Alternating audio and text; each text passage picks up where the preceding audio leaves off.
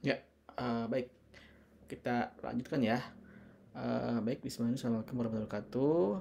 Rekan-rekan mahasiswa TI 2020 A, B, C, D, juga SI 2020 C. Maaf ya, untuk slide yang pertama salah, penyebutan bukan D, tapi kelas C untuk SI. Nah, jadi untuk materi pertama adalah tentang basis data. Jadi di sini ya, untuk basis data, bahwa definisinya adalah Anda bisa dibayangkan sebuah banyak data yang disimpan dalam sebuah lemari arsip ya, atau dalam sebuah tumpukan gudang data. Nah, dalam kaitannya materi basis data ini artinya Anda harus mengelola sebuah banyak data eh, yang disimpan dalam sebuah arsip ataupun dalam sebuah ruangan yang banyak sekali dokumen. Biasanya kan kalau secara manual itu biasanya Anda kasih map supaya rapi ataupun Anda kelompokkan. Juga biasanya kalau banyak dokumen Anda beri penomoran, juga nanti Anda tempatkan dalam beberapa arsip supaya rapi. Nah, berarti kalau memang nanti hal tersebut di atas ya, yang saya disebutkan dalam mengelola itu tidak dapat dilakukan, berarti Anda harus minimal bisa mengelola atau menyusun arsip ya, sesuai kedatangannya. Biasanya kan kalau ada surat itu, surat yang pertama itu Anda bisa simpan dalam dokumen yang paling bawah, dan kalau yang terbaru itu versinya ditumpuk di atas ya versinya, kalau memang dilakukan secara manual. Nah, berarti hampir tidak ada lemari arsip yang tidak memiliki aturan kalau memang disimpannya secara acak ya, seperti itu. Juga nanti upaya penyusunan atau penempatan tersebut memang baru kita lakukan jika arsip atau buku yang lainnya sudah cukup banyak. Jadi terbayang kalau memang nanti dokumennya sudah terlalu banyak, maka dokumen akan ya sulit dalam proses merapikan sebuah dokumen ataupun dalam sebuah pencarian sebuah dokumen. Nah, mengapa hal tersebut kita lakukan? Artinya, mengapa kita harus membereskan sebuah arsip ataupun dokumen? Jelas ya, yang pertama adalah tadi Bapak sebutkan untuk memudahkan sebuah pencarian dalam pengambilan kembali arsip-arsip yang sangat penting. Dan kalau memang dokumennya banyak, maka kalau rapi pencariannya memang bisa dilakukan secara cepat. Itu pun kalau dokumennya sedikit. Kalau memang dokumennya rapi dan memang banyak, juga itu memerlukan sebuah waktu juga. Nah, sehingga di sini diperlukan sebuah basis data. Basis adalah apa? Markas atau gudang tempat berkumpul ya, basis. Kalau data adalah representasi fakta dari dunia nyata, bisa itu pegawai, siswa, ataupun identitas barang, hewan, peristiwa, simbol, teks, dan lain sebagainya. Apakah itu audio, video, dan sebagainya. Sehingga definisi basis data itu sendiri adalah himpunan kelompok data ya, yang saling berhubungan, ataupun kumpulan data yang saling berhubungan, ataupun kumpulan file yang saling berhubungan dan disimpan dalam media penyimpanan elektronis yang disebut dengan sistem basis data. Dan ingat, tidak boleh adanya dikenal kalau dalam basis data itu redundansi. Redundansi itu adalah pengulangan, sehingga tidak boleh data itu ada double atau rangkap data. Jadi data itu harus unik, karena kalau itu data itu double, ya berarti data tersebut tidak valid ya, seperti itu. Nah, tujuannya apa sih basis data ini? Jelas ya, untuk pengaturan sebuah data dan kemudahan dalam pencarian atau pengambilan kembali sebuah data. Nah, beda basis data dengan lemari. Jelas ya, kalau lemari itu menggunakan sebuah tempat lemari, apakah itu dari kayu, besi, dan sebagainya. Sedangkan database itu dia menggunakan sebuah media elektronis seperti hard disk, kalau dulu disket ya, dan disk, seperti itu. Nah, basis data bukan hanya penyimpanan secara elektronis ya, tapi dia menggunakan sebuah komputer untuk mengolah atau memanajemen basis data. Tidak semua bentuk penyimpanan data secara elektronis. Jadi ya database itu bisa saja dibutuhkan manual dan dikombin dengan media elektronis. Ya, dokumen berisi base data dalam file teks, file spreadsheet, dan lainnya. Tapi kalau file yang disimpan dalam spreadsheet tidak bisa disebut sebagai base data, karena base data itu disimpan dalam media penyimpanan data, dan kalau spreadsheet itu masih dalam bentuk dokumen. Ya, kalau data itu disimpan dalam sebuah database, ya, dalam database seperti itu. Jadi ini yang harus diperjelas ya. Ketika Anda memang betul Anda menyimpan dalam dokumen Word, itu juga data, betul data. Anda menyimpan file dalam sebuah Excel, betul ya, itu juga data. Tapi dalam hal ini database itu biasanya berkaitan dengan sistemnya, ya, sistem basis data, jadi sistemnya, atau dalam berkaitan dengan nanti sebuah aplikasi yang lain, ya, bukan dalam bentuk Excel, biasanya dalam bentuk MySQL seperti itu. Kalau Excel kan dia ada file spreadsheet ya, seperti itu. Tapi memang ya orang masih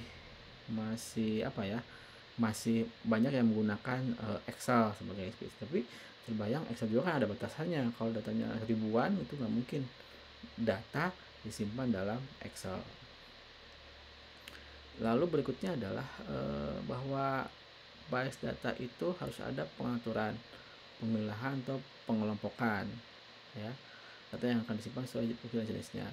Juga pemilahan pengelompokan dalam bentuk sejumlah file table terpisah. Jadi nanti si database itu disimpan dalam beberapa file tabel. Nah, sehingga dikenal sebagai operasi-operasi dasar yang digunakan dalam sebuah base data. Yang pertama adalah dalam sebuah disk, base data dapat di-create atau juga dapat di-delete, ya. Dalam sebuah disk juga dapat ditempatkan beberapa lebih dari satu basis data. Dalam sebuah data dapat ditempatkan dalam satu atau lebih file table. Jadi nanti dalam base data itu terdapat kumpulan beberapa tabel. Nah, pada file table ini nanti Anda simpan dalam sebuah data yang berupa recordnya seperti itu. Nah, untuk contoh base data ya Anda paham ya, ada base data kepegawaian, kalau di kampus ada kemahasiswaan, keuangan dan sebagainya. Sehingga contoh ini dalam akademik, database akademik jelas ya. Kalau tak akademik Anda berkaitan dengan tabel mahasiswa, tabel mata kuliah, tabel dosen. Nanti tabel-tabel ini yang saling terhubung, atau nanti kita belajar tentang relasi antar tabel atau relasi basis data. Nah, operasi dasar yang dilakukan dalam berhubungan dengan base data ini berhubungan dengan nanti perintah-perintah dasar dalam base data. Ada nanti Anda belajar perintah create dalam database, juga ada drop database, ya, juga ada create table, ada create database-nya, rumahnya, juga nanti ada create isinya, tabelnya, juga ada bagian cara menghapus database, juga ada drop table-nya, juga ada insert penambahan record dalam tabel, juga bagaimana retrieve atau pengambilan data atau setting dalam tabel, juga ada updating tabel, juga delete-nya delete record ya, bukan delete tabel yang ini, tabel dari sebuah file tabel. Juga nanti operasi yang berhubungan dengan objek berdasarkan operasi awal yang oke. Jadi operasi-operasi yang berdasarkan merupakan sebuah operasi awal yang bisa mungkin hanya sekali ataupun berlaku. Misalkan operasi create table itu hanya sekali, mungkin yang berkali-kalinya bisa updating ataupun delete recordnya ya, seperti itu. Sedangkan operasi-operasi mengenai isi tabel merupakan operasi rutin yang misalkan updating itu adalah operasi rutin. Operasi tabel merupakan proses pengolahan manajemen, pengolahan proses yang jelas ya. Jadi nanti operasi pengisian tabel itu ada manajemennya menggunakan DBMS, Database Management System. Nah, ada pengolahan processing basis datanya.